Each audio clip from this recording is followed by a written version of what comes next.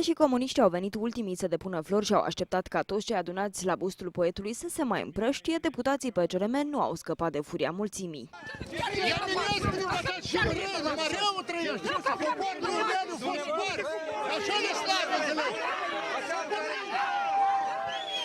Cred că ceea ce ne reprezintă pe noi este nivelul culturii. Comuniștii veniți fără liderul Vladimir Voronin spun că îl omagează astăzi pe poetul moldovean Mihai Eminescu. Totuși, Mihai Eminescu a fost poetul care a zis că suntem români și punctul.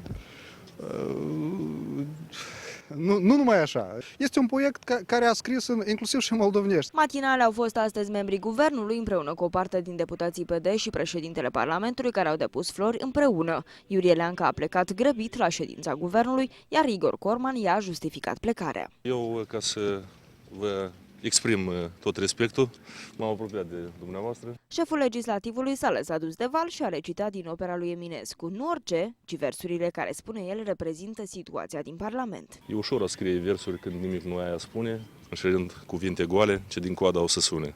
Mai târziu și-a făcut apariția șeful statului împreună cu liderul PLDM. Eminescu a fost, este și va fi pentru totdeauna cel mai mare român. Frumoasă, dar cu regret, cazul de aseară care s-a întâmplat mă doare foarte mult, vă spun sincer.